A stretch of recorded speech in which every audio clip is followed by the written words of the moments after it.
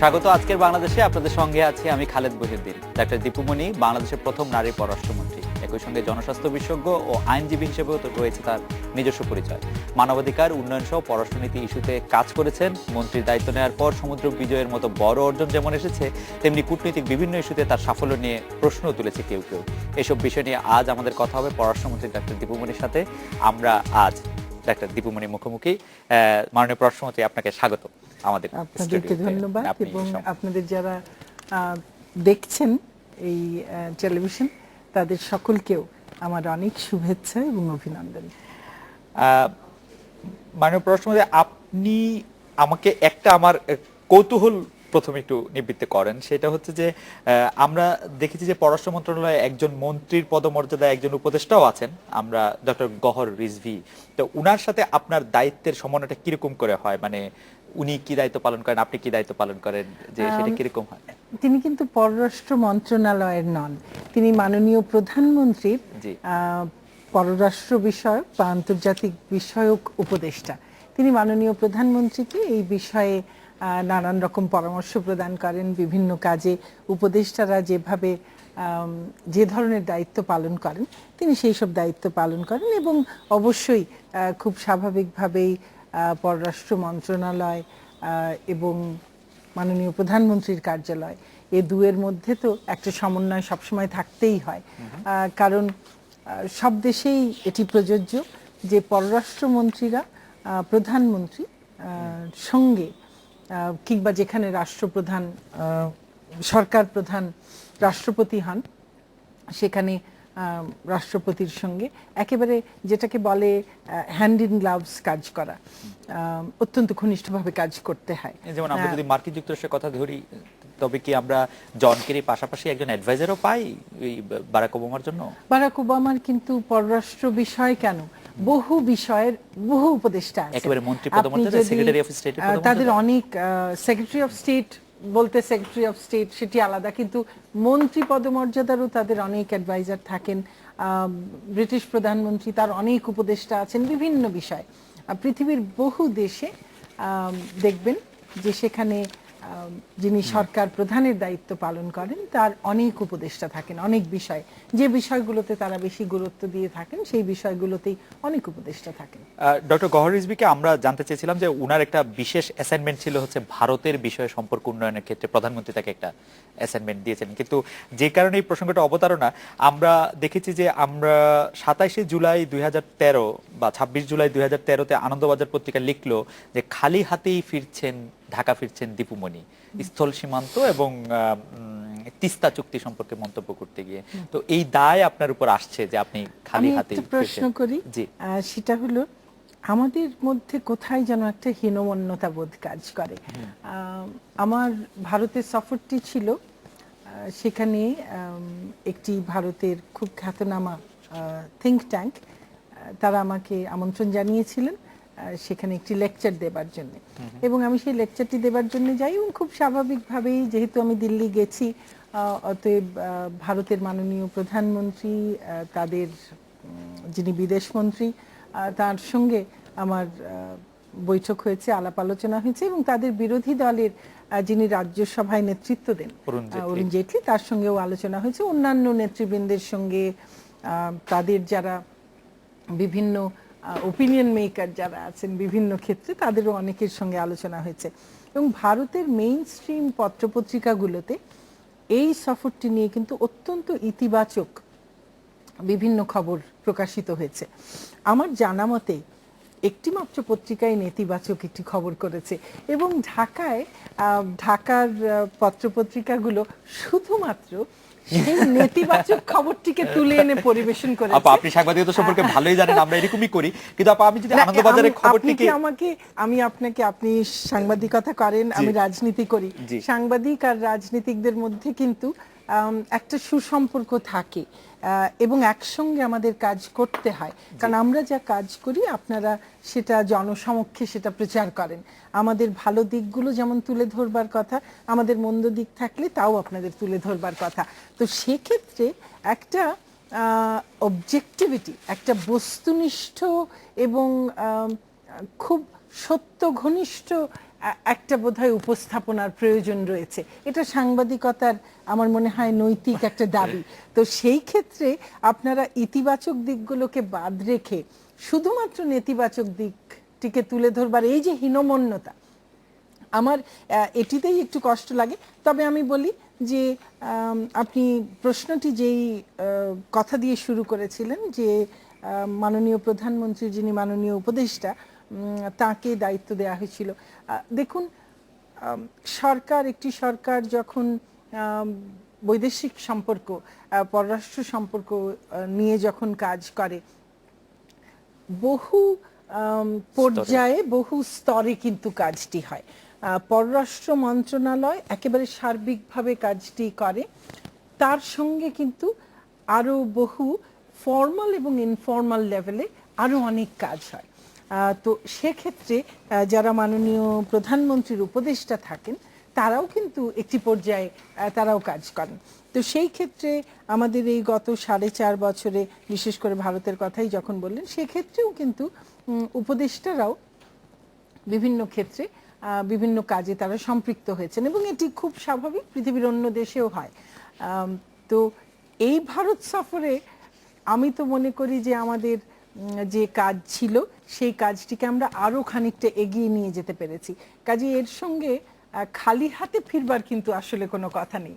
আমি আপনাকে একটু বলছি যে মানে এটা ঠিক যে আমরা শুধু কিন্তু আনন্দবাজার পত্রিকা শুধু একটি মাত্র পত্রিকা না, আপনি এটা ভালোই জানেন যে পুরো পশ্চিমবঙ্গের সবগুলি পত্রিকার সার্কুলেশনও মিলে আনন্দবাজার পত্রিকার সার্কুলেশনের 25%। কিন্তু সারা ভারতের পত্রিকার সঙ্গে তুলনা করলে সারা ভারত হয়তো ওরকম সম্পাদকীয় লিখতো না, মানে অনেক লিখেছে, কিন্তু ভারতের মেইনস্ট্রিম বহু পত্রিকায় খবর বেরিয়েছে। আচ্ছা, যদি আমি পত্রিকার খবরগুলোকে রেখেও দিই, আপনি যদি আমাদেরকে একটু বলেন যে ভারতের সাথে আমাদের যে কূটনীতিক, সেই ক্ষেত্রে কোনগুলি আপনি সাফল্য হিসেবে বিবেচনা করছেন বা আপনি আপনার অডিট। দেখুন, আমি যদি বলি যে ভারতের সঙ্গে আমাদের যে সম্পর্ক, যেটি আমাদের এর আগের যে সরকার ছিল, সেই বিএনপি জামাত সরকার সময়ে, জোট সরকারের সময়, এটি বৈরিতার পর্যায়ে পৌঁছেছিল এবং আমরা দেখেছি যে এই অঞ্চলে পুরো যে একটি বৈরিতার পরিবেশ, সেখানে কিন্তু সৌহার্দ্য, সম্প্রীতি, সহযোগিতা এই বিষয়গুলো ছিল না।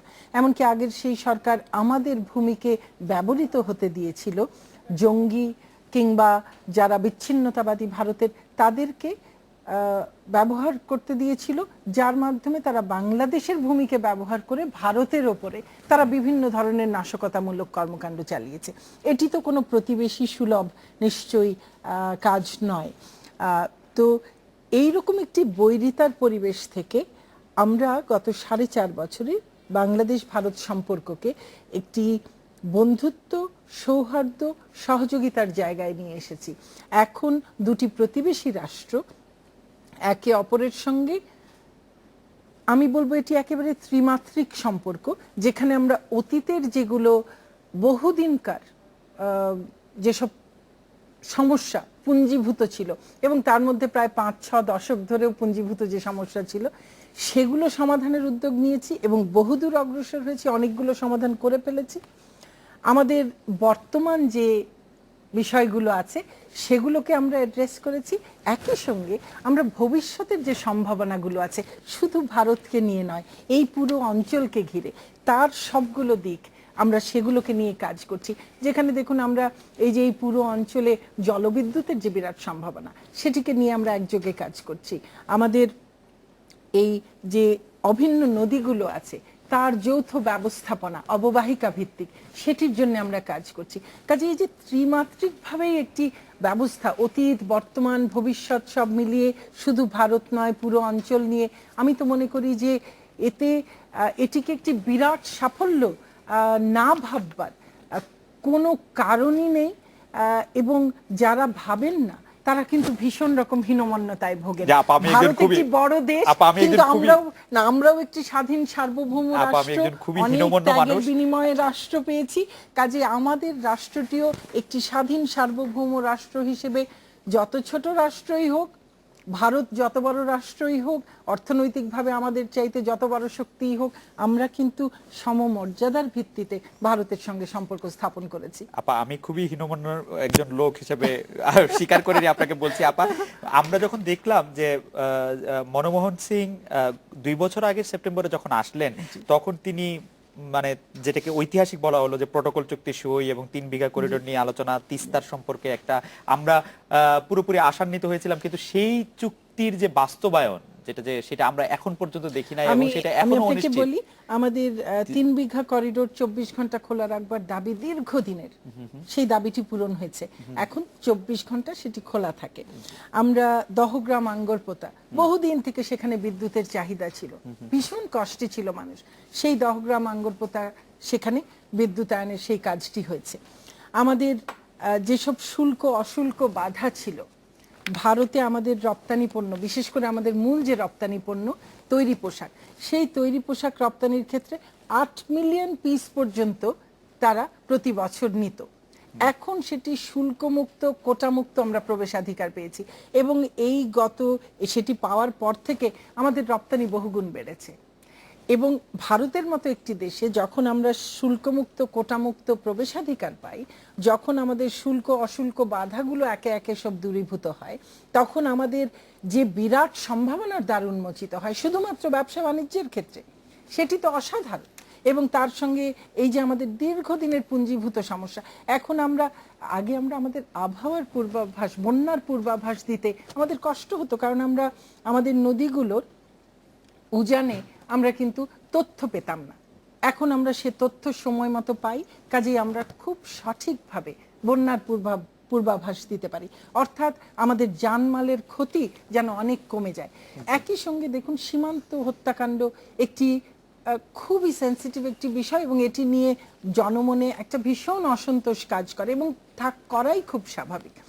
সেটি যে রকম ভাবে ছিল, আমাদের কূটনৈতিক প্রচেষ্টার ফলে, দুই দেশের সুসম্পর্ক স্থাপিত হবার ফলে সেই হত্যাকাণ্ড আজকে শূন্যের কোঠায় না পৌঁছালেও অনেক কমে এসেছে, এবং আমাদের চেষ্টা হলো সেটি যেন আমরা শূন্যের কোঠায় নিয়ে আসতে পারি। এই প্রসঙ্গে আমরা একটি মানবাধিকার সংস্থার জরিপে দেখছি যে 2011 সালে বিএসএফ এর গুলিতে 31 জন মারা গেলে 2012 সালে মারা গেছে 38 জন।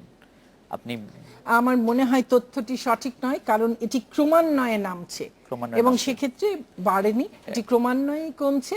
এবং আমি বললাম তো যে আমাদের লক্ষ্য কিন্তু এটিকে একেবারে শূন্যের কোঠায় নিয়ে আসা, এবং সীমান্তে যেন কোনো হত্যাকাণ্ড না ঘটে। দেখুন, আজকে ভারত বাংলাদেশ যৌথভাবে পেট্রোল করা হচ্ছে সীমান্ত। এই যে আমাদের দীর্ঘ সীমান্ত, সেটি আমরা যৌথভাবে সেখানে আমরা পাহারা দেবার ব্যবস্থা করছি। এই যে এতগুলো কাজ হয়েছে, সেগুলোকে আমরা যদি অস্বীকার করি, এবং আমাদের দুটি রাষ্ট্র দেখুন, আমাদের জাতীয় কবির 90তম বার্ষিকী বিদ্রোহী কবিতার, সেটি যেমন আমরা একসঙ্গে পালন করছি, স্বামী বিবেকানন্দের 150 বছর, রবীন্দ্রনাথ ঠাকুরের 150 বছর। এই যে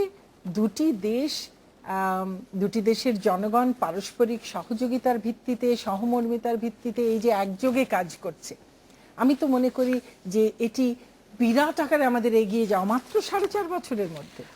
আমাদের অবশ্য সমালোচকরা, আমি যদি একজনের নাম বলি, জনাব বদরুদ্দিন ওমর, উনি বলছেন যে ভারতের সাথে সম্পর্কটা আমাদের অধীনতামূলক, কারণ উনার যে যুক্তি আছে সেই যুক্তির মধ্যে উনি বলছেন যে ভারতকে আমরা পরোক্ষভাবে ট্রানজিট সুবিধা দিচ্ছি নৌ প্রটোকলের আওতায়, আর আমরা আসলে সেই অর্থে কিছুই পাই নাই। দেখুন, নৌ প্রটোকলের আওতায় কিন্তু নতুন করে কিছু দেয়া হয়নি। নৌ প্রটোকলটি চালু ছিল একেবারে বহুদিন থেকে, সেটি এখনো চালু আছে, নতুন করে কিছু দেয়া হয়নি। আর এই করে কিছু দেয়া হয়নি, নৌ প্রটোকলটি চালু ছিল একেবারে বহুদিন থেকে, সেটি এখনো চালু আছে, নতুন করে কিছু দেয়া হয়নি। আর এই যে মানসিকতা বললাম, যে কোনো সম্পর্কেই একটা দেয়া নেয়ার ব্যাপার থাকে। যখন আমরা ভারতের কাছ থেকে আমাদের বাণিজ্যের ক্ষেত্রে সুবিধা পাচ্ছি, যখন আমরা আমাদের এই দীর্ঘদিনের চাওয়া দহগ্রাম আঙ্গরপোতা, আমাদের এই 3 বিঘা করিডোর, সেগুলো যখন পাচ্ছি, যখন আমরা আমাদের এই তিস্তার বিষয়টি এবং ল্যান্ড বাউন্ডারির বিষয়টি আগে তো কোনো আলোচনাই হয়নি, এর আগের কোনো সরকার চেষ্টাও করেনি, উদ্যোগও গ্রহণ করেনি। আমরা উদ্যোগ গ্রহণ করেছি, কাজ করেছি যৌথভাবে, একেবারে চূড়ান্ত পর্যায়ে নিয়ে এসেছি। এখন এটি সময়ের ব্যাপার মাত্র। কাজেই যারা আজকে এই এত বড় বড় সাফল্যগুলোকে, এই এত বড় অগ্রগতিগুলোকে যারা দেখতে চান না, যারা শুধুমাত্র ওই খুঁত খুঁজে বেড়ান, ছিদ্রান্বেষী, তাদেরকে অবশ্য বুঝ দেয়া খুব কঠিন ব্যাপার। আমার মনে হয় যে আমরা একটা বিরতি নেই, বিরতির পর ফিরে এসে আরো অন্যান্য যে বিষয়গুলি আছে সেই বিষয়গুলি নিয়ে আপনার সঙ্গে কথা বলবো। আমরা একটা বিরতি নিচ্ছি।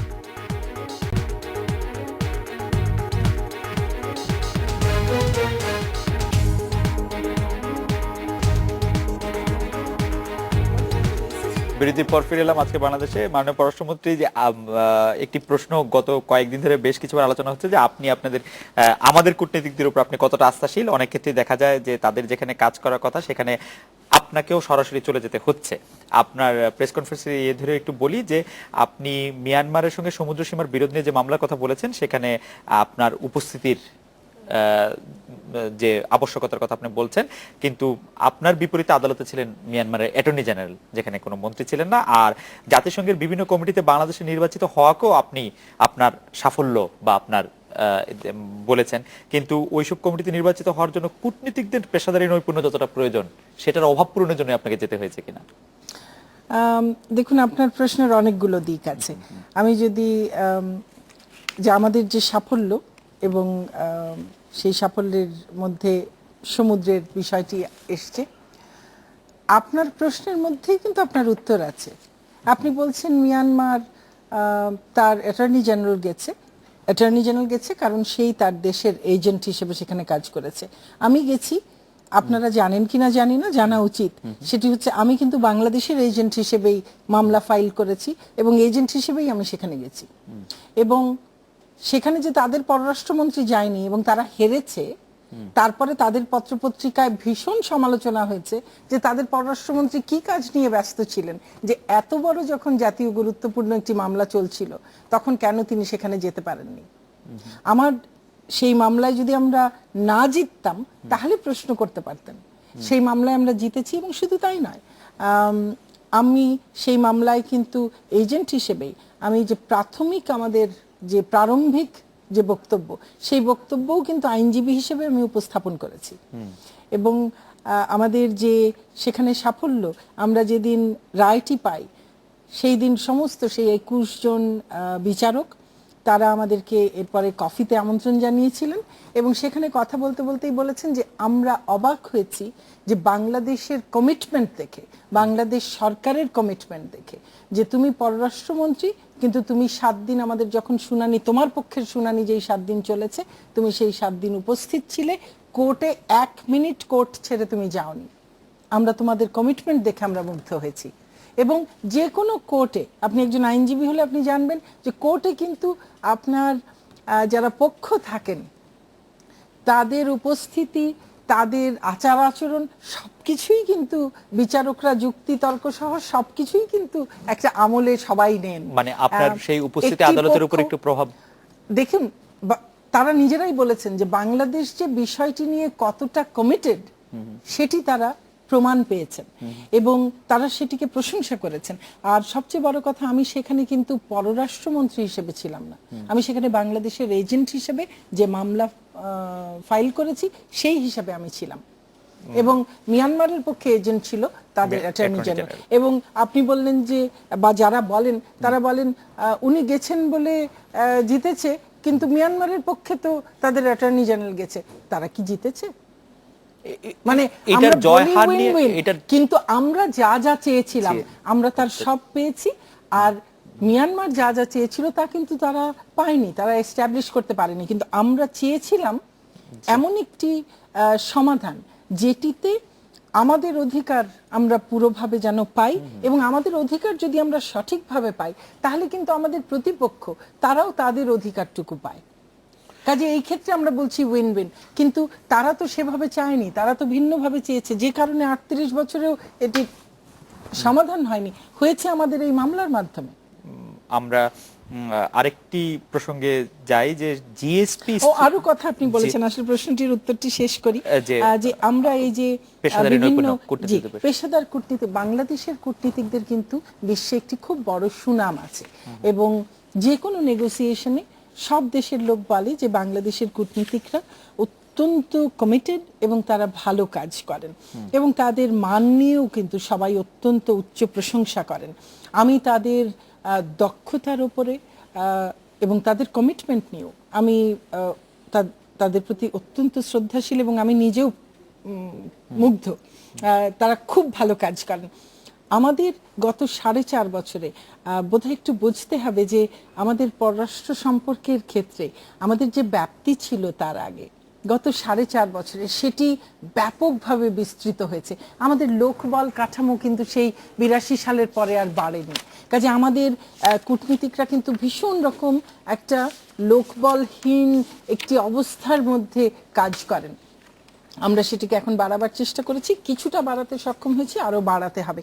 এবং আমাদের এই যে ব্যাপকতা, কূটনৈতিক সম্পর্ক, পররাষ্ট্র বিষয়ক সম্পর্কের যে বিস্তৃতি, সে কারণেই, এবং বাংলাদেশ যেখানে একটি নেতিবাচক পরিচিতিতে পরিচিত হয়ে উঠেছিল, সেই নেতিবাচক পরিচিতি কাটিয়ে উঠে বাংলাদেশের একটি মর্যাদা সম্পন্ন একটি জায়গায় বাংলাদেশকে উপস্থাপন করা, সেটির জন্য কিন্তু শুধুমাত্র কূটনীতিকদের পর্যায়ে কাজ সেটি যথেষ্ট নয়। সেখানে কিন্তু একটি বড় আকারের দৃশ্যমানতার প্রয়োজন হয়, যে কারণে আমরা শীর্ষ কূটনীতিকেও কিন্তু আমরা খুব বড় স্থান দিয়েছি, যে কারণে মাননীয় প্রধানমন্ত্রী তিনি নেতৃত্ব দিয়ে আমাদের বহু পররাষ্ট্র বিষয়ক বহু ক্ষেত্রে তিনি নেতৃত্ব দিয়েছেন, তিনি সামনে থেকেছেন। যেমন ক্লাইমেট চেঞ্জের ক্ষেত্রে, খাদ্য নিরাপত্তার ক্ষেত্রে, নারীর ক্ষমতায়নের ক্ষেত্রে, এইসব বিষয়গুলোতে কিন্তু আন্তর্জাতিক যে ডিসকোর্স, সেখানে কিন্তু তিনি মূল নেতৃত্বে এসেছেন, তিনি কথা বলেছেন। এবং একইভাবে আমি বিভিন্ন জায়গায়, বিভিন্ন আন্তর্জাতিক বলুন, দ্বিপাক্ষিক বলুন, বহুরাষ্ট্রীয় বলুন, বহুপাক্ষিক বলুন, এইসব ক্ষেত্রে কিন্তু যতগুলো মন্ত্রী পর্যায়ের বৈঠক ছিল, আমি কিন্তু মন্ত্রী পর্যায়ের বৈঠক ছাড়া কূটনৈতিক পর্যায়ের বৈঠকে কিন্তু আমি অংশগ্রহণ করিনি। আমি মন্ত্রী পর্যায়ের বৈঠকেই অংশগ্রহণ করেছি। আগে হয়তো হতে পারে আমার যারা প্রিডিসেসর ছিলেন, যারা আমার আগে পররাষ্ট্রমন্ত্রীর দায়িত্ব পালন করেছিলেন, তারা হয়তো বা পররাষ্ট্রমন্ত্রী পর্যায়ে যেসব বৈঠক হতো সেখানে হয়তো বা কেউ অংশগ্রহণ করেননি। সেটি না করে কি তারা বাংলাদেশের দৃশ্যমানতা বৃদ্ধি করতে এবং বাংলাদেশকে সারা বিশ্বে পরিচিত করার ক্ষেত্রে তারা তাদের যে দায়িত্ব ছিল সেটি কি তারা সঠিকভাবে পালন করেছেন? তাহলে বাংলাদেশের সম্পর্কে এত নেতিবাচক পরিচিতি সারা বিশ্বে কি করে তৈরি হলো? আপা, কিন্তু একটা কথা তো আন্তর্জাতিক বিশ্লেষকরা বলছেন যে নানাভাবেই দেখা যাচ্ছে যে বাংলাদেশ কিন্তু ক্রমশ আন্তর্জাতিকভাবে বন্ধুহীন হয়ে পড়ছে। এটি কে বলল আপনাকে? তার কারণ এখন সারা বিশ্বে, এই যে আপনি নির্বাচনের কথা বলেছেন, নির্বাচনে জয়লাভ করতে হলে ভোট পেতে হয়। সারা বিশ্বে আমরা রেকর্ড সংখ্যক, আমরা এর আগে কোনোদিন এত বেশি সংখ্যক সংস্থায় আমরা নির্বাচনে জয়লাভ করিনি। আমরা গত 4.5 বছরে আল্লাহর রহমতে আমরা একটি নির্বাচনেও আমরা হারিনি। আন্তর্জাতিক পর্যায়ে প্রতিটি নির্বাচনে আমরা জয়লাভ করেছি, কয়েকটিতে আমরা রেকর্ড সংখ্যক ভোট পেয়ে নির্বাচিত হয়েছি। তার অর্থ কি আমরা এতগুলো রাষ্ট্রের আমরা ভোট পেয়েছি, এটিকে কি বন্ধুহীন হওয়া বলে? কিন্তু মোটা দাগে যদি আমরা দেখি যে যুক্তরাষ্ট্রের জিএসপি সুবিধা বাতিল, আমরা যদি দেখি যে ডক্টর ইউনূস প্রসঙ্গে হিলারি ক্লিনটনের মন্তব্য, আমরা যদি দেখি যে অধিকারের জনাব আদিলুর রহমান খান গ্রেফতার হওয়ার পরে ড্যান মজিনার যে মন্তব্য, বা তিনি আরো ইউরোপীয় ইউনিয়নের যে সদস্য রাষ্ট্রগুলি আছেন তাদের যে মন্তব্যগুলি, আমি আপনাকে একে একে বলি। শেষটি দিয়েই শুরু করি। অধিকারের অ্যাডভোকেট আদিলুর রহমান খান সম্পর্কে ইউ কি বলেছে? ইউ বলেছে তারা আশা করে ডিউ প্রসেস ফলোড হবে। আমরাও আশা করি এবং আমরা বিশ্বাস করি ডিউ প্রসেস ফলোড হবে। আপনি মার্কিন যুক্তরাষ্ট্রের কূটনীতিকের কথা বলেছেন, রাষ্ট্রদূতের কথা বলেছেন।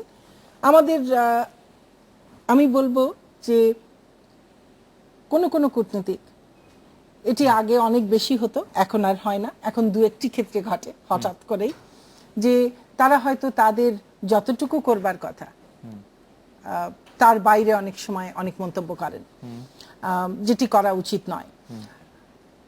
কিন্তু কেউ বলছে না যে সরকার আইন বিরোধী কোনো কাজ করেছে, কারণ সরকার আইন বিরোধী কোনো কাজ করেনি। আইনসম্মতভাবে সুস্পষ্ট অভিযোগের কূটনীতিক ভাষায় তো ভিত্তিতে এরকম করে কেউ কথা বলে না, কিন্তু যদি কেউ বলে যে উই আর ডিপলি কনসার্ন, মানে অধিকার কার্যালয়ে উপস্থিত হয়ে পররাষ্ট্র মন্ত্রণালয় ড্যান মজীনা যে আদিলের মুক্তি দাবি করেন এবং এই কথা বলেন, মুক্তি দাবি করা তো মনে করুন ডিপলি কনসার্ন, মানে অধিকার কার্যালয়ে উপস্থিত হয়ে পররাষ্ট্র মন্ত্রণালয় ড্যান মজীনা যে আদিলের মুক্তি দাবি করেন এবং এই কথা বলেন, মুক্তি দাবি করা তো মনে করুন ডিপলি কনসার্ন মনে বলেন। করুন মার্কিন যুক্তরাষ্ট্রে যদি কাউকে এই ধরনের অভিযোগে গ্রেফতার করা হয় বা পৃথিবীর যে কোনো দেশে, তাহলে কি অন্য দেশের রাষ্ট্রদূত গিয়ে তার মুক্তি দাবি করেন? করেন না। আমাদের দেশে অতীতের যেই ধারাবাহিকতা চলছিল, যখন অনেকেই আমাদের মুরব্বী হতে চাইতেন, সেই সময়ে এটির ব্যাপক প্রচলন ছিল। এখন কিন্তু ব্যাপক প্রচলন নেই। এখন দু একজন বলেন হয়তো অতীতের সেই অভ্যেসটিকেই এখনো বজায় রাখছেন, কিন্তু কারো মুক্তি দাবি তো এভাবে করা যায় যখন সুস্পষ্ট অভিযোগের ভিত্তিতে। হ্যাঁ, বলা যেতে পারে যে আমরা আশা করি যে ডিউ প্রসেস ফলোড হবে, এবং আমরা বিশ্বাস করি ডিউ প্রসেস ফলোড হবে, এবং সেটি হবে নিশ্চয়ই। এবং আমরা এর আগে সেক্রেটারি অফ স্টেট হিলারি ক্লিনটনের যে বক্তব্য দিয়েছেন, এসে আমাদের এখানে কথা বলেছেন, বাংলাদেশের ব্যাপক প্রশংসা করেছেন। আমি আবারও বলবো, সিলেক্টিভলি ঠিক অনেকগুলো দুর্দান্ত ভালো কথার সঙ্গে একটি যদি কম ভালো কথা থাকে, আপনারা কেন যেন ঠিক সেই কম ভালো কথাটিকে বলেন। আমি জানি না যে আপনি হিলারি ক্লিনটনের সেই বক্তব্যটি দেখেছেন কিনা, খুবই মানে আমি বলবো এত অ্যারোগেন্ট। আপনি কি হিলারি ক্লিনটন এবং আমার যে যৌথ প্রেস ব্রিফিংটি ছিল, আপনি সেটি দেখেছেন? সেখানে বাংলাদেশ সম্পর্কে, বাংলাদেশ যুক্তরাষ্ট্র সম্পর্কে তিনি অন রেকর্ড তিনি যেসব মন্তব্য করেছেন, এবং এর পরেও মার্কিন স্টেট ডিপার্টমেন্ট থেকে তাদের প্রতিনিধিবৃন্দ তাদের সেনেটেও যেসব বা সেনেট হিয়ারিং এর সময় যেসব কথাবার্তা বলেছেন, সেগুলো কি দেখেননি? সেখানে তারা প্রত্যেকেই স্বীকার করছেন যে বাংলাদেশ যুক্তরাষ্ট্রের সম্পর্ক এখন যে কোনো সময়ের তুলনায় অনেক ভালো, কাজে বন্ধুহীন হওয়ার প্রশ্নই আসে না। একই সঙ্গে হ্যাঁ, কোনো একজন ব্যক্তি সম্পর্কে হিলারি ক্লিনটনের তার একটি নিজস্ব মতামত আছে, সেটি তার ব্যক্তিগত মতামত, সেটি তার সরকারের বক্তব্যও নয়। তার সরকারের বক্তব্য কিন্তু যে তারা চান, মার্কিন পররাষ্ট্রমন্ত্রীরা কি নিজস্ব বক্তব্য দেন? তিনি যে বক্তব্যটি দিয়েছেন, তিনি তার সম্পর্কে একেবারেই ব্যক্তিগত কথা বলেছেন, না হলে তিনি তো অফিশিয়াল ব্রিফিং এ সেটি বলতেন। তিনি তো অফিশিয়াল ব্রিফিং এ সেটি বলেননি, এবং অফিশিয়াল ব্রিফিং এ তিনি যেটি বলেছেন, আমার সঙ্গে কথার সময় তিনি যেটি বলেছেন, তিনি কোনো ব্যক্তি সম্পর্কে কোনো কথাই তোলেননি। তিনি কি বলেছেন? তিনি বলেছেন গ্রামীণ ব্যাংক ভালো চলুক আমরা চাই। আমরা তাকে আশ্বস্ত করেছি গ্রামীণ ব্যাংক আমাদের একটি স্ট্যাটিউটরি পাবলিক অথরিটি, একটি স্ট্যাটিউটরি বডি, এটি ভালো চলবে, আমরা তার নিশ্চয়তা বিধান করব। এবং আপনি আরো একটি কথা বললেন এর বাইরে বন্ধুহীন হয়ে পড়ার ক্ষেত্রে, বললেন জিএসপি বাতিল হচ্ছে। জিএসপি বাতিল হয়নি, জিএসপি স্থগিত করেছে। এই জিএসপি নিয়ে কিন্তু এই আলোচনা রিভিউ চলছে বহু বছর। আমাদের সময়ে সেটি আমরা একটি চূড়ান্ত জায়গায় যাচ্ছিলাম, যখন এটির আর রিভিউয়েরও হয়তো প্রয়োজন হতো না, কারণ আমরা সেই যে গত বছর নভেম্বরে যে অগ্নির দুর্ঘটনা ঘটেছিল একটি কারখানায়, তারপরে আমরা যেসব তাজরিনে, তারপরে আমরা যেসব ব্যবস্থা নিয়েছিলাম, আপনি জানেন যে মাননীয় প্রধানমন্ত্রী একটি উচ্চ ক্ষমতা সম্পন্ন ক্যাবিনেট কমিটি করে দিয়েছিলেন। আমরা বহু উদ্যোগ নিয়েছি, আইনটি সংশোধনের উদ্যোগ নিয়েছি। এর সবই কিন্তু আমাদের এই রানা প্লাজার দুর্ঘটনার আগে। আমাদের দুর্ভাগ্য যে রানা প্লাজার দুর্ঘটনাটি এমন সময়, ঠিক যেই দিন আমাদের রিটেন যে সাবমিশন সেটি দেয়া হয়েছে, তারপরে মৌখিক হিয়ারিংটি হয়ে গেছে, তারপরে রিটেন সাবমিশন, আবার শেষ রিটেন সাবমিশনটি দেবার শেষ তারিখ ছিল 24, আমরা সেটি পাঠিয়ে দেওয়ার পরে সেই দিন যখন এমন একটি দুর্ঘটনা ঘটে, তখন কিন্তু শুধু মার্কিন যুক্তরাষ্ট্র কেন, সারা বিশ্বেই এটি নিয়ে একটি খুব বড় আকারে দুশ্চিন্তা সবাই করেছেন, এবং সেই মুহূর্তে এটিকে তখন আর ঠেকিয়ে রাখা সম্ভব হয়নি, এবং সেই কারণে তারা সাময়িকভাবে এটি স্থগিত করেছেন। একই সঙ্গে কিন্তু তারা আমাদের এই কম্প্যাক্টে, ইউর সঙ্গে কম্প্যাক্টে তারা যোগ দিয়েছেন, একটি পথরেখা ঠিক করেছেন কি করলে আমরা অনতিবিলম্বে আবার এই আলোচনা শুরু করে খুব দ্রুতই এই জিএসপি সুবিধা ফেরত পেতে পারি। আরেকটি বিষয় হলো যুক্তরাষ্ট্রের সঙ্গে জিএসপি কিন্তু খুবই আমাদের 0.05% পণ্য তার আওতায়।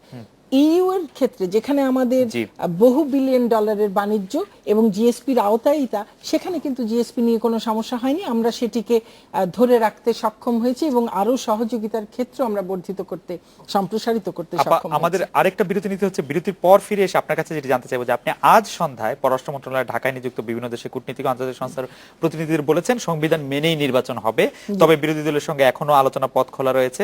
গতকাল প্রধানমন্ত্রী ঘোষণা দিয়েছিলেন যে সংবিধান থেকে এক চুলও নড়বেন না। এখানে সংবিধানের মধ্যে এই আলোচনা পথ কিভাবে খোলা থাকলো সেটা যদি আপনি একটু বলেন, আমরা একটা বিরতি নিয়ে ফিরছি।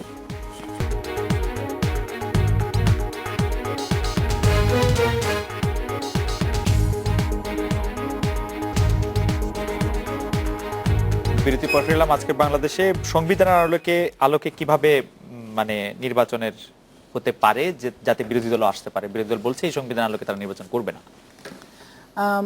দেখুন, মাননীয় প্রধানমন্ত্রী গতকাল যে বক্তব্যটি দিয়েছেন, তিনি বলেছেন সংবিধানকেই আমাদের মানতে হবে এবং এই সংবিধান হচ্ছে আমাদের বহু ত্যাগের বিনিময়ে অর্জিত সংবিধান এবং সেই সংবিধান বারবার যারা অবৈধ ক্ষমতা দখলদার ছিলেন তারা বারবার বেয়নেটের খোঁচায়, বন্দুকের খোঁচায় একে ক্ষতবিক্ষত করেছেন।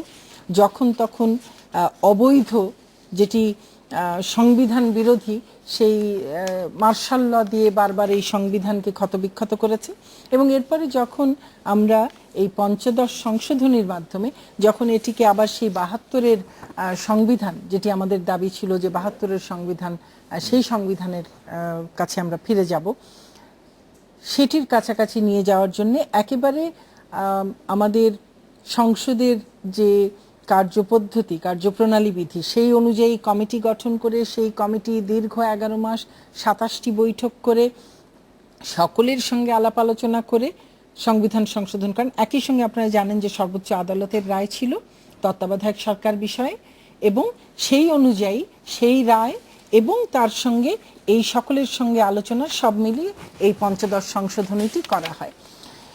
এই পঞ্চদশ সংশোধনীর মাধ্যমে এখন যেটি আছে সেটি হলো এই সরকার বা নির্বাচন পদ্ধতি যেটি আছে সেটি হলো পৃথিবীর সকল এই যে সংসদীয় গণতন্ত্রে ঠিক যেভাবে সরকার পরিবর্তন হয়, ঠিক যেভাবে নির্বাচন হয়, ঠিক সেভাবে নির্বাচনের পদ্ধতিটি দেয়া আছে। মাননীয় প্রধানমন্ত্রী কি বলেছেন যে আমরা একটি সংসদীয় গণতন্ত্রের দেশ। আমরা কখনো না কখনো, যতই আমরা চড়াই উতরাই পেরিয়ে আসি না কেন, কখনো না কখনো তো আমাদের সেই যে স্বাভাবিক প্রক্রিয়া, স্বাভাবিক সাংবিধানিক প্রক্রিয়া, সেখানে তো আমাদেরকে ফিরে যেতেই হবে। এবং গত 4.5 বছরে আমরা যে কাজটি করেছি, নির্বাচন কমিশন এখন আমাদের ইতিহাসে সবচাইতে বেশি এবং প্রথমবারের মতো সবচাইতে বেশি স্বাধীন, শক্তিশালী একটি প্রতিষ্ঠান। আমরা 2009 সালে ইলেকশন কমিশন সেক্রেটারিয়েট অ্যাক্ট করে 2009 সেটি করে আমরা একে প্রশাসনিকভাবে সম্পূর্ণ আলাদা করেছি এক্সিকিউটিভ থেকে। একই সঙ্গে আমরা পঞ্চদশ সংশোধনী দিয়ে একে সম্পূর্ণভাবে আর্থিক স্বাধীনতা দিয়েছি। অর্থাৎ নির্বাচন কমিশন এখন আর কোনোভাবেই সরকারের উপর নির্ভরশীল নয়।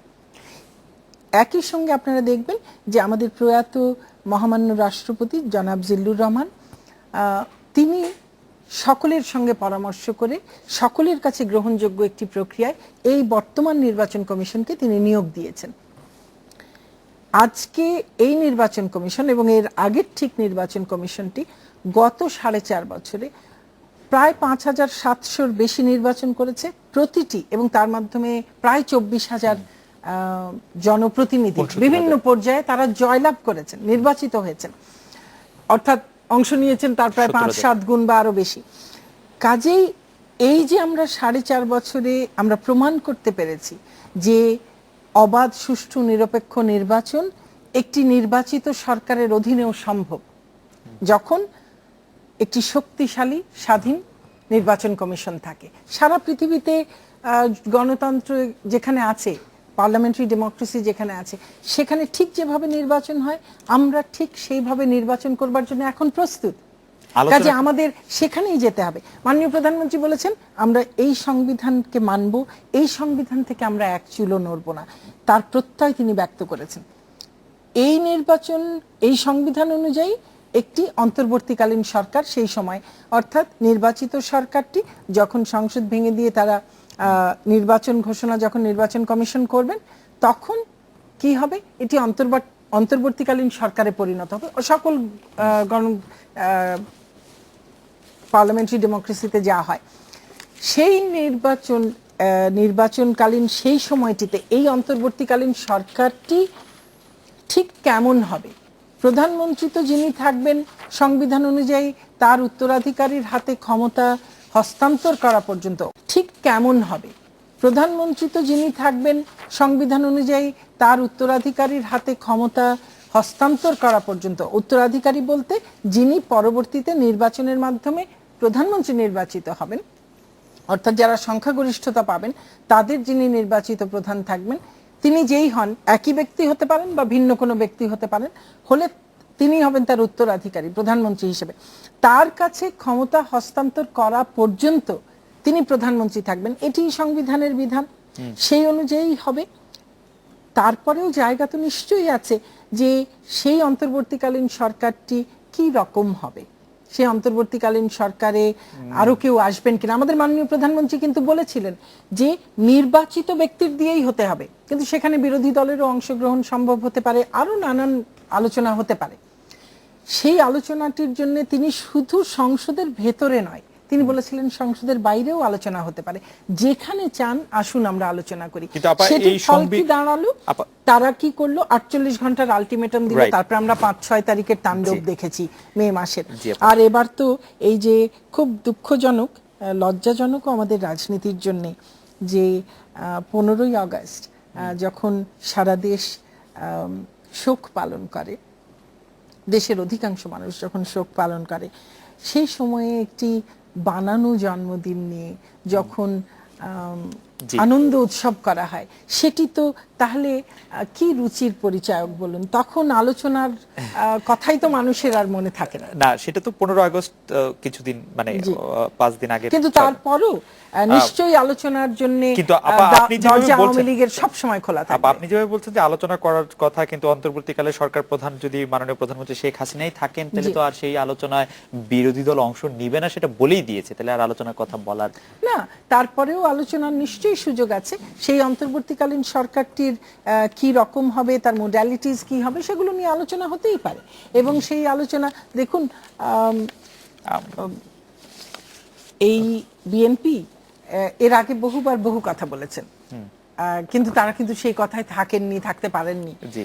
তো সংবিধানকে তো মানতে হবে, তারা আইনকে মানবেন না, সংবিধানকে মানবেন না, আদালতের রায়কে মানবেন না, সংসদকে মানবেন না। একটু ভেবে দেখুন যে যে দলটি এই দেশে 2 বার নির্বাচনে জয়লাভ করেছে, সরকার গঠন করেছে, এবং সেই দলও একটা বড় দল, সেই দলটি বা তার প্রধান যিনি এখন সংসদে বিরোধী দলীয়, তিনি সংসদে কিন্তু বিরোধী দলীয় নেতা, সংসদের বাইরে নয়, তিনি সংসদ মানেন না, তিনি সংসদে কোনোদিন উপস্থিত হন না। এই গত 4.5 বছরে তিনি মোট 10 দিন গেছেন, তিনি থাকেন না, তিনি আদালতের রায় মানেন না, তিনি সংবিধান মানেন না। কি ভয়াবহ অবস্থা দেখুন, রাষ্ট্রের 3টি অঙ্গ, তার কোনোটিকেই তিনি মানেন না। আপনি যদি একটু মানে আমরা একটা বিরতি নিব, বিরতির আগে যদি আপনি আমাকে একটু বলতে দেন যে 96 সালে যখন আপনারা তত্ত্বাবধায়ক সরকারের জন্য মানে আন্দোলন করেছেন, তখন কিন্তু সংবিধানে তত্ত্বাবধায়ক সরকার ছিল না, তাহলে আপনাদের কি বলা যাবে যে আপনারা সংবিধান মানেন না? তখন যে অবস্থাটি ছিল সেটি চিন্তা করতে হবে। দেখুন, আমরা কিন্তু সংবিধানের কথার সঙ্গে একই সঙ্গে বলছি যে সংবিধান যেমন মানতে হবে, কেন সংবিধানটি মানতে হবে? 4.5 বছরে ওই যে বললাম 5700-এর বেশি নির্বাচন, প্রায় 24,000 জনপ্রতিনিধি নির্বাচিত হওয়া, প্রতিটি নির্বাচন অবাধ, সুষ্ঠু, নিরপেক্ষ হওয়া। কিন্তু আপনি যদি দেখেন 96 সালে যখন আমরা নির্বাচন নিয়ে আমরা প্রশ্ন তুলেছিলাম, তার আগে কি ঘটেছিল? 75 সালের পর থেকে সেই যে হা-না নির্বাচন, হঠাৎ করে 102% লোক ভোট দিয়ে ফেললো, তারপরে পরদিন বলল থুক্কু, আসলে 98 ভাগ হয়েছে। তারপরে আমরা দেখলাম একের পর এক মিডিয়া কু, ইলেকশন ইঞ্জিনিয়ারিং, এই কথাগুলোর উদ্ভব হলো কি করে? সেই পুরো 70-এর আপা আপনি দশকের বলছেন যে এরকম সময় আর কখনো ফিরে আসবে না। মাগুরা ইলেকশন, আপা, আপনি বলুন, জি, মাগুরা ইলেকশন, জি, ঢাকা 10, এরকম অসংখ্য নির্বাচন, এবং নির্বাচনী প্রক্রিয়াটিকে সম্পূর্ণভাবে ধ্বংস করে দেওয়া হয়েছিল। তখন মানুষের ভোট আর নির্বাচনের ফলাফল, এ দুয়ের মধ্যে কোনো যোগসূত্র ছিল না। মানুষ যাই ভোট দিক। আর তারপরে আমরা দেখেছি 2008 সালে যখন ভোটার তালিকাটি হলো, 1,30,000 প্রায় ভুয়া ভোটার ছিল। অর্থাৎ প্রতিটি নির্বাচনী এলাকায় গড়ে প্রায় 40,000, অর্থাৎ নির্বাচনী ফলাফলকে যে কেউ উল্টে দিতে পারে সেরকম ছিল। আপনি বলছেন যে এরকম অবস্থা আর কখনো ফিরে আসবে না? না, এরকম অবস্থা চলতে থাকবে, শুধু ফিরে আসা নয়। আজকে যে অবস্থা আছে, গত 4.5 বছরে যেভাবে অবাধ, সুষ্ঠু, নিরপেক্ষ নির্বাচন হয়েছে, এই অবস্থা শুধু ফিরে আসা নয়, এই অবস্থা আমরা বিশ্বাস করি অব্যাহত থাকবে। এবং আমরা আমাদের যত রকমের এই নির্বাচন বলুন, রাজনীতি বলুন, এ নিয়ে আমরা যত বিপথে হেঁটেছি, মানে একেবারে বিপদগামী হয়ে গিয়েছিল এই দেশটি সেই 75-এর পর থেকে, আমরা আজকে সুযোগ পেয়েছি আবার সঠিক পথে, সংবিধানের পথে হাঁটবার। এই সুযোগকে আমাদের কাজে লাগাতে হবে, সকল মানুষকে। আমরা কোনো না কোনো দিন তো এই বাংলাদেশটি আমাদের নিজেদের পদ্ধতি নিয়ে, আমাদের সংবিধান নিয়ে আমাদের তো গর্ববোধ করবার একটা সুযোগ পেতে হবে। আপা, আমাদের একটা বিরতি নিতে হচ্ছে। বিরতির পরে ফিরে এসে আমরা আরেকটু জানতে চাবো যে আপনি বলছেন যে সংবিধানের পথে বা আদালতের কথা আপনি বলছিলেন, আদালত কিন্তু বলেছিল যে আরো 2 টার্ম আপনার ইচ্ছা করলে আমরা ফিরে এসে শেষ কথাটুকু শুনে নেন। যদি পার্লামেন্ট, আদালত বলেছিল যদি পার্লামেন্ট রাজি হয়, এবং একই সঙ্গে বলেছিল এটি অসাংবিধানিক, সংবিধান বহির্ভূত।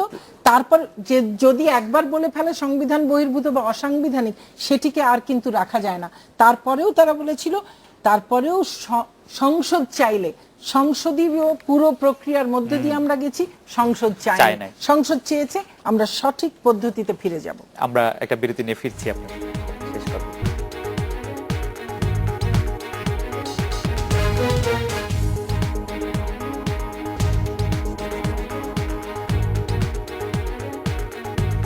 বিরতির পর ফিরে এলাম আজকে বাংলাদেশে। আমি মাননীয় প্রধানমন্ত্রী আপনাকে শেষ প্রশ্ন করতে চাই যে গত বছর খালেদা জিয়ার ভারত সফরকে আপনি গুরুত্বহীন বলেছিলেন, অথচ এই বছর মার্চে ঢাকায় যখন ভারতের রাষ্ট্রপতি প্রণব মুখার্জি আসলেন এবং খালেদা জিয়া তার নির্ধারিত সাক্ষাৎ বাতিল করায় আপনি বিএনপির সিদ্ধান্তের বিরুদ্ধে সোচ্চার হয়েছিলেন। এই দুইটা কি একটু ব্যাখ্যা করবেন? না, দুটোর মধ্যে কোনো কিন্তু সাংঘর্ষিক কোনো কিছু নেই। আমাদের মাননীয় বিরোধী দলীয় নেত্রী গত বছর যখন ভারত সফর করেছিলেন, তার ভারত সফরটিকে আমি কেন বলেছিলাম, আমি কিন্তু গুরুত্বহীন, শুধু পার্সে গুরুত্বহীন তা বলিনি। আমি বলেছি যিনি ক্ষমতায় থাকলে একদিকে ভারত তোষণের একটা নীতি নেন, আবার পাবলিকলি তার একটা রূপ থাকে, তিনি ভারত বিরোধী একটা খুব স্ট্যান্ড নেন, এবং যখন বিরোধী দলে থাকেন তখন তার আমাদের সরকার তখন দায়িত্বে থাকে, এবং আমাদের সরকারের সমস্ত কাজ নিয়ে যখন প্রতিবেশীর সঙ্গে আমরা সুসম্পর্ক করতে যাই, তিনি সবকিছুতে বাধা দেন। তো তিনি ভারতের সঙ্গে কোনো যৌক্তিক একটি সমমর্যাদাপূর্ণ একটি সম্পর্ক, সেটি তার নেতৃত্বে তার সরকার কোনোদিন করতে পারেননি। সেখানে তিনি গিয়ে সব সময় আমাদের স্বার্থকে সেখানে জলাঞ্জলি দিয়ে এসেছেন। সেই জায়গায় তার সফরটি, এবং তিনি সেই সফরে গিয়ে অনেক সেখানে বলে এসেছিলেন যে জামাতের সঙ্গে, জঙ্গিদের সঙ্গে তিনি সম্পর্ক রাখবেন না। ফিরে এসে আপনারা জানেন যে সপ্তাহখানেক কিন্তু তিনি জামাতের সঙ্গে বসেননি, তারপরে আবার যেই কি সেই, কারণ তারা সেই নীতিটিতেই বিশ্বাস করেন, মানে নীতিহীন একটি নীতি, যেটি জঙ্গিবাদ, সন্ত্রাসবাদ, যে মৌলবাদ, সেটিতেই। আর তিনি যে ভারতের রাষ্ট্রপতি যখন এলেন, তখন যে তিনি দেখা করেননি, এটি রাজনৈতিক, কূটনৈতিক কোনো শিষ্টাচারের মধ্যেই পড়ে না। তিনি সময় নিয়েছিলেন, এবং তারই দেওয়া হরতালে তার নিরাপত্তা তো বিঘ্নিত হবার কথা না। আপা, আপনাকে অনেক ধন্যবাদ আজকের অনুষ্ঠানে আমাদের সাথে যোগ দেওয়ার জন্য এবং অনেকগুলি কথা বলার জন্য। এই ছিল আজকের বাংলাদেশে। দেখা হবে আগামীকাল এই সময়। শুভরাত্রি।